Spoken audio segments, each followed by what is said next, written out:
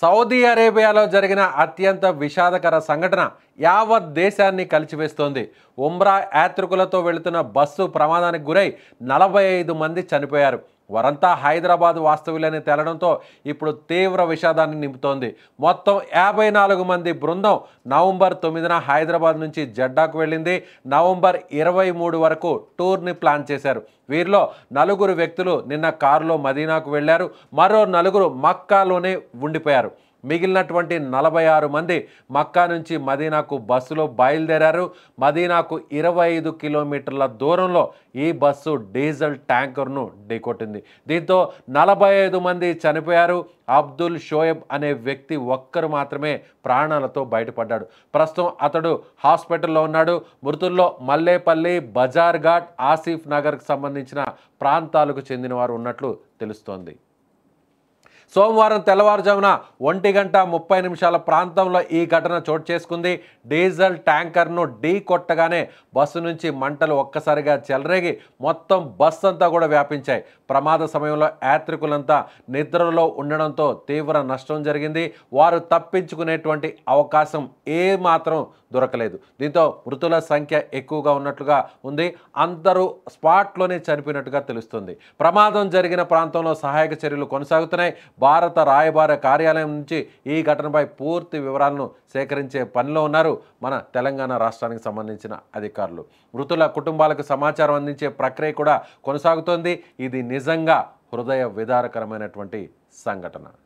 So ఈ సంఘటనలో చనిపోయినటువంటి 45 మంది కూడా తెలుగు రాష్ట్రాల్లో ముఖ్యంగా తెలంగాణకు సంబంధించినటువంటి హైదరాబాద్ వాస్తవ్యులుగా తెలుస్తోంది.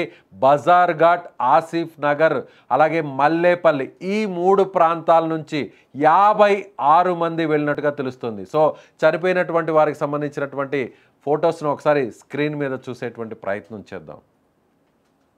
ఎస్, ఇక్కడ స్క్రీన్ మీద చూడొచ్చు.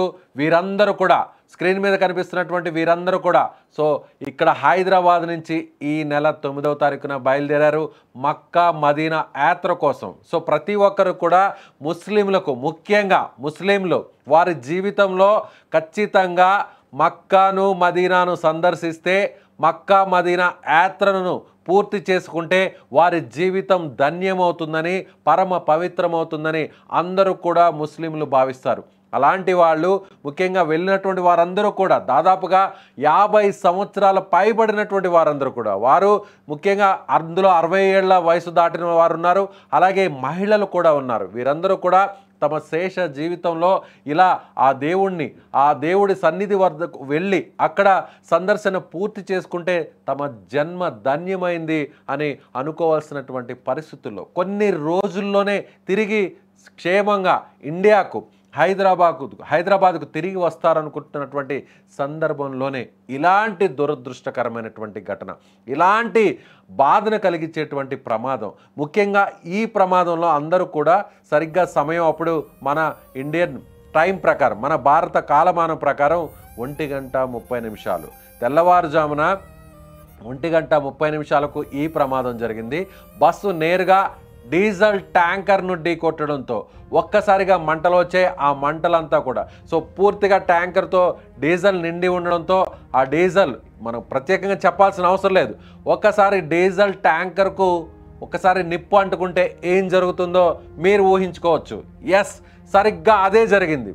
డీజిల్ ట్యాంకర్ మొత్తం తగలబడింది. సో డీజిల్ ట్యాంకర్ను బస్సు ఢీకొట్టడంతో బస్సు అంతా కూడా మంటల్లో చిక్కుకుపోయింది. బస్సులో నిద్రపోతున్నటువంటి 46 మందిలో 45 మంది సజీవ దహనమయ్యారు. వాళ్ళందరూ కూడా నిద్రలో ఉన్నారు.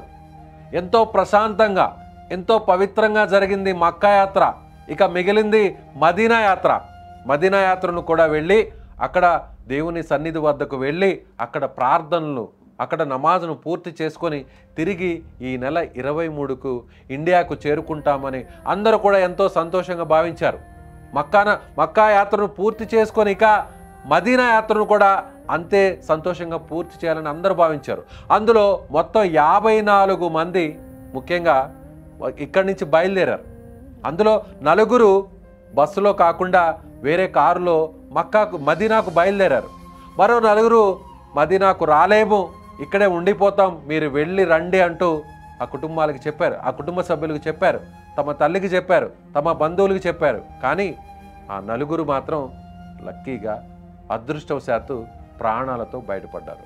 మరో నలుగురు కారులో వెళ్ళడంతో వాళ్ళు కూడా ఆ ప్రమాదం నుంచి తప్పించుకొని ప్రాణాలతో బయటపడ్డారు.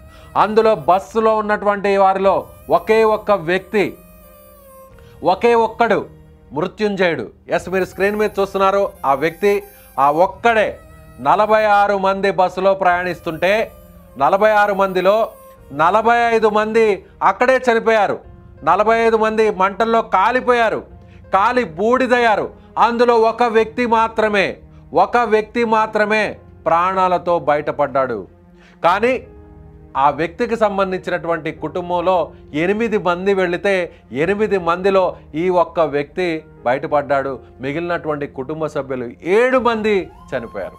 సో ఇప్పుడు అతని పరిస్థితి దయనీయం.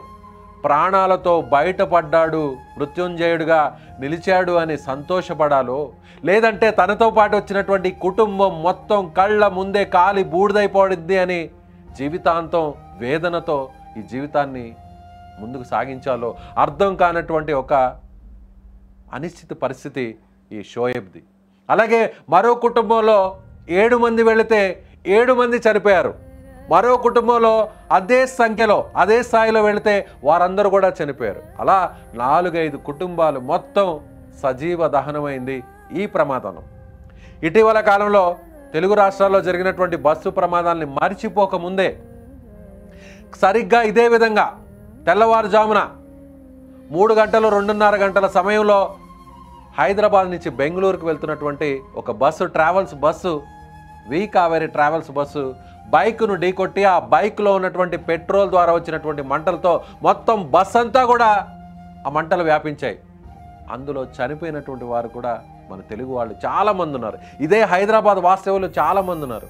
అది మరిచిపోకముందే కొన్ని రోజుల తర్వాత, సరిగ్గా కొన్ని రోజుల అనంతరం మళ్ళీ హైదరాబాద్ శివారు ప్రాంతంలో చేవెళ్లకు దగ్గర తాండూరు నుంచి వస్తున్నటువంటి ఒక ఆర్టీసీ బస్సు ఇదే విధంగా ఉదయం పూట వేకువజామున కాకుండా సరిగ్గా కాసేపట్లో ఇక సూర్యోదయం అవుతుందన్నటువంటి సమయంలో ఆ బస్సు నేరుగా బస్సును టిప్పర్ ఎదురుగా వస్తున్నటువంటి కంకర్ లోడ్తో వస్తున్నటువంటి ఒక ట్రక్కు ఢీకొట్టడంతో అందులో కూడా ఇదే విధంగా చాలామంది మృత్యువాత పడ్డారు. ఒక కుటుంబానికి సంబంధించినటువంటి 3 అక్క చెల్లెళ్ళు, అలాగే పిల్లలకు సంబంధించినటువంటి తల్లిదండ్రులు, అలాగే పసి పాపతో పొత్తిళ్లలో పెట్టుకొని ఒళ్ళో పెట్టుకుని 1 నెలల పసికంతో వెళ్తున్నటువంటి తల్లి బిడ్డతో సహా చనిపోయినటువంటి ఎన్నో దారుణమైనటువంటి సంఘటనలు మనం చూసాం. అది మరిచిపోకముందే మళ్ళీ మరో ఘటన, మళ్ళీ మరో incident, same as it is. అదేవిధంగా ఒక పవిత్రమైనటువంటి మక్కా యాత్రను పూర్తి చేసుకొని మదీనా ప్రాంతానికి వెళ్తుండగా కుటుంబాలు మళ్ళీ ఇదే విధంగా ఆ బస్సు నేరుగా డీజిల్ ట్యాంకర్ను ఢీకొట్టడంతో సౌదీలో సరిగ్గా ఇదే తెల్లవారుజాము సమయంలో 1:30 సమయంలో వాళ్ళందరూ కూడా మంటల్లో ఒక్కసారిగా బయటకు తప్పించుకునేటువంటి పరిస్థితి లేదు. ఎందుకంటే ఆ సమయంలో ఎవరైనా కూడా బస్సు ప్రయాణంలో ఉన్న ఏ వెహికల్లో ప్రయాణిస్తున్నా కూడా సరిగ్గా గాఢ నిద్రలో ఉన్నటువంటి సమయం ఆ తెల్లవారుజాము సమయం సరిగ్గా 1:30 ఆ సమయంలోనే ఈ ప్రమాదం జరగడంతో వాళ్ళు మేల్కొని అక్కడి నుంచి తప్పించుకునేటువంటి ఆస్కారం లేకుండా పోయింది. అందరూ నిద్రలోనే పోయారు. నిద్రపోతున్న వారు నిద్రపోతున్నట్టే ఈ లోకాన్ని విడిచి వెళ్ళిపోయారు, సజీవ దహనమైపోయారు. మహిళలు ఉన్నారు, పెద్దవాళ్ళు ఉన్నారు. ఇలా అందరూ తమ జీవితం ఇక ధన్యమైంది, పునీతమైంది, ఈ మక్కా మదీనా యాత్రను పూర్తి చేసుకొని క్షేమంగా ఇంటికి వెళుతాము అనుకుంటున్నటువంటి సమయంలో ఇక కొన్ని రోజుల్లోనే మక్కా నుంచి సౌదీ నుంచి రిటర్న్ అయి ఇండియాకు వచ్చి హైదరాబాద్కు క్షేమంగా చేరుకుంటున్నామంటూ వారి కుటుంబ సభ్యులతో అప్పటి వరకు ముందు రోజు కొన్ని గంటల ముందు మాట్లాడినటువంటి వీరంతా కళ్ళ ముందే ఇలా మంటల్లో చిక్కుకుపోయి సజీవ దహనమై కాలి బూడిదైపోయారు. నిజంగా ఇప్పుడు జరుగుతున్నటువంటి బస్సు ప్రమాదం అంటేనే ఇలా 19 మంది, 20 మంది, ఇప్పుడు 45 మంది ఇలా చనిపోతుంటే బస్సులో ప్రయాణించాలంటే అది మన తెలుగు రాష్ట్రాలైన కర్నూలు లేదంటే చేవెళ్ళ ఇప్పుడు దేశంలో మహారాష్ట్రలో ఇటీవల ఒక సంఘటన జరిగింది. అక్కడ కూడా ఇదే విధంగా ఇంతమంది చనిపోయారు, 21 మంది చనిపోయారు. ఇప్పుడు మళ్ళీ విదేశాల్లో, అందులోనూ మన హైదరాబాద్కి సంబంధించినటువంటి వాస్తవ్యులు కుటుంబాలు ఇలా చనిపోవడం అనేది ఎవరు కూడా తట్టుకోలేనటువంటి పరిస్థితి. నిజంగా ఆ ప్రాంతంలో వాళ్ళ పరిస్థితి ఎంత దారుణంగా ఉందంటే వారి నుంచి సమాచారం లేదు. వెళ్ళినటువంటి వారికి ఫోన్లు చేస్తున్నారు బంధువులు, ఆ ఫోన్లు పని చేయడం లేదు. అక్కడ ఏం జరిగిందో, బతుకున్నారా, చనిపోయారా, లేదంటే గాయపడి హాస్పిటల్లో చికిత్స పొందుతున్నారా అని ఏ సమాచారం అందక విలవిల్లాడిపోతున్నటువంటి ఆ బంధువులు పరిస్థితి అత్యంత దయనీయం. తెలంగాణ ప్రభుత్వం స్పందించింది, పోలీసులు స్పందించారు. కొద్దిసేపటి కిందటే హైదరాబాద్ పోలీస్ కమిషనర్ సజ్జనార్ కూడా ఈ వివరాలను ఆయన వెల్లడించారు. వెళ్ళినటువంటి వారందరూ కూడా హైదరాబాద్కి సంబంధించినటువంటి వారందరూ కూడా దాదాపుగా 56 మంది ఇక్కడి నుంచి వెళితే అందులో 8 మంది బయటపడ్డారు. అందులో 46 మందిలో ఒకరు మాత్రమే ప్రాణాలతో బయటపడ్డారు, బస్సులో ఉన్నటువంటి వారు. ఆ ఒక్క వ్యక్తి షోయబ్ అంటున్నారు. సో ఆ ఒక్క వ్యక్తి మృత్యుంజయుడిగా ప్రాణాలతో బయటపడినప్పటికీ తన తోటి ప్రయాణికులు, తన కుటుంబ సభ్యులు, తనతో పాటు వెంట వచ్చినటువంటి బంధువులు ఇలా 45 మంది వస్తే 46 మందిలో తానొక్కడనే బతకడం అనేది నిజంగా జీవితం అంతా కూడా అతనికి అత్యంత కఠినంగా ఉంటుంది. కళ్ళ ముందే తనతో పాటు పక్కన కూర్చున్న వాళ్ళందరూ కూడా వికతజీవులుగా మారిపోయారు, సమాధి అయ్యారు, కళ్ళ ముందే మంటల్లో చిక్కుని బూడిదయ్యారు. నిజంగా దారుణం. బస్సు ప్రమాదం అంటేనే ఇలా ఎంతమంది చనిపోతున్నారో ఆ వార్త వినాలో అని అందరూ కూడా భయపడేటువంటి పరిస్థితి వచ్చింది. సో నిజంగా వింటుంటే చాలా బాధగా ఉంది. పరమ పవిత్రంగా భావించే యాత్రకు వెళ్ళిన వారు, ఇలా పుణ్యక్షేత్రానికి వెళ్ళిన వారు ఇలా తిరిగి రాకుండా వారికి సంబంధించినటువంటి మృతదేహాలు కూడా తిరిగి వస్తాయా లేదా అనేటువంటి అనుమానం కలుగుతుంది. ఎందుకంటే బస్సులు మొత్తం పూర్తిగా కాలిపోయింది. బస్సు మీరు ఒకసారి ఆ విజువల్స్ స్క్రీన్ మీద చూడొచ్చు, పూర్తిగా తగలబడిపోయింది. ఏ విధంగా కర్నూలులో కర్నూలు బస్సు ప్రమాదంలో మొత్తం పూర్తిగా బస్సు దగ్ధమైందో సరిగ్గా అదే విధంగా పూర్తిగా ఇక్కడ సౌదీలో కూడా ఈ బస్సు మొత్తం పూర్తిగా కాలిపోయింది. అందులో ప్రయాణిస్తున్న వారందరూ కూడా కాలి బూడిదయ్యేటట్టుగా తెలుస్తోంది. సో వారికి సంబంధించినటువంటి మృతదేహాలు ఏ విధంగా తిరిగి హైదరాబాద్కు వస్తాయో లేదో అని ఖచ్చితంగా చెప్పలేనటువంటి పరిస్థితి. సో అక్కడ మన ఇండియాకి సంబంధించినటువంటి ఎంబసీ నుంచి అధికారులు అయితే సమాచారాన్ని అందించే ప్రయత్నం చేస్తున్నారు. సో ప్రస్తుతానికి ప్రత్యేకంగా కంట్రోల్ రూమ్ని హైదరాబాద్లో సచివాలయంలో పోలీసులు ఏర్పాటు చేశారు, అధికారులు ఏర్పాటు చేశారు. నిజంగా అత్యంత దారుణాతి దారుణమైనటువంటి సంఘటనగా ఇది చెప్పవచ్చు. హైదరాబాద్ చరిత్రలోనే ముఖ్యంగా ఒక మక్కా మదీనా యాత్రకు వెళ్తున్నటువంటి ఒక చరిత్రలోనే ఒక దురదృష్టకరమైనటువంటి సంఘటనగా దీన్ని భావించవచ్చు. మీరేమనుకుంటున్నారు? ఈ సంఘటన గురించి వింటుంటే, చూస్తుంటే మీకేమనిపిస్తుంది? నిజంగా అత్యంత బాధాకరమైనటువంటి సంఘటనగా నాకు అనిపిస్తుంది. మీకేమనిపిస్తుంది? ఖచ్చితంగా మీ అభిప్రాయాన్ని కామెంట్ బాక్స్లో తెలియచేయండి.